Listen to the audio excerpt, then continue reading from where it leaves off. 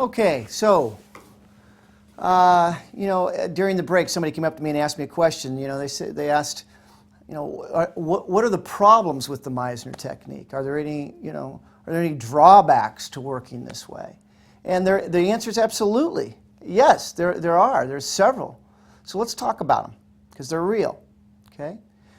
First of all, in film acting, as some of you may know, if you've experienced, that it's a whole different medium than theater. Film acting's a lot like, if you're a musician, it's a lot like recording in a studio, right? Whereas theater is more like a live performance, like a concert, if you will, And with film acting, it is a lot more technical. You certainly can clean up and cover mistakes, etc. But obviously hitting marks, quote-unquote matching performance, which is something we'll talk about someday as well. But film acting and the Meisner technique, it's a reason why we teach that class here, how to apply this way of being so instinctive and impulsive in the real world, in the professional world.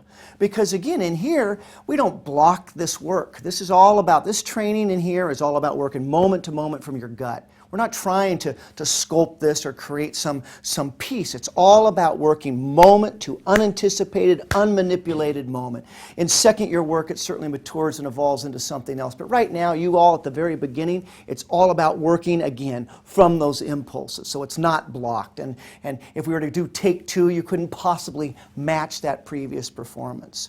So, there's one example of it. Out in the real world, by that I mean in film, it can cause some problems unless you know how to solve it, how to deal with it, which is absolutely teachable, doable. Yeah.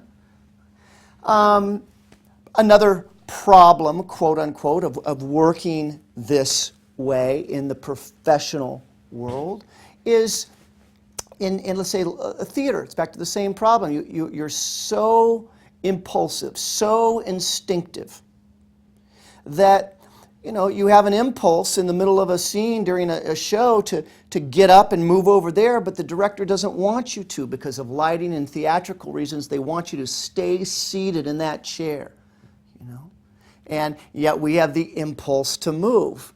Now, a good deal of that, if it's a healthy, talented collaboration between director and actor, if the director has respect for his actors, they'll take some input.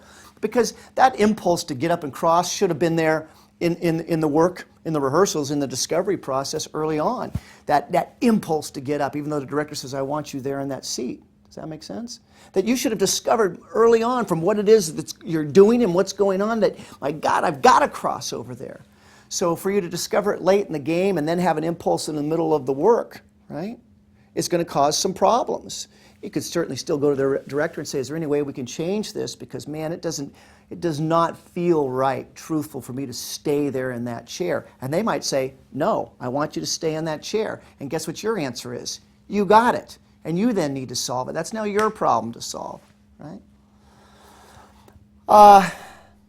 I'd say if there's another problem is that, because we work in such an instinctive way, in such an impulsive, organic, unmanipulative way, that you're going to do some really nice work one night and a director's going to come up to you and they're going to say, that was perfect, do that again, do it just like that the next night. Right? And there's and there's where you're going to find a real tough go. Because the reason why that was so good was because you weren't trying to do anything. You just were present, instinctive. You weren't trying to serve up rehearsals. That's what's wrong with so much of the acting that's out there that I see consistently, is that everyone's serving up their rehearsals. It's just this, Sandy once said, what's the problem with so much of the acting in this country? Everyone else in the play could go to lunch and it wouldn't affect this actor's performance one bit because they do it the exact same way every single time.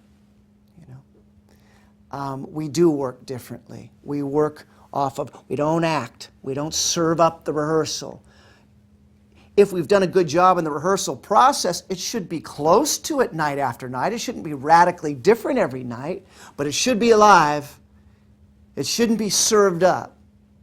And there's a dynamic, an element that we'll talk about in the second year work of how to deal with directors who have a vision and want it served up a specific way night after night. And then, of course, when we get into the business class, for those of you, we'll talk about the audition process. You know, because you're gonna get a lot of casting directors whose face is buried in the page, who aren't giving you quote unquote very much, very little, in fact, or hardly anything. And how do you work off of that? Well, that's a whole different skill set, a whole different acting hurdle, the audition process and the Meisner technique. And we'll talk about that down the road too. So, all right, let's get to work.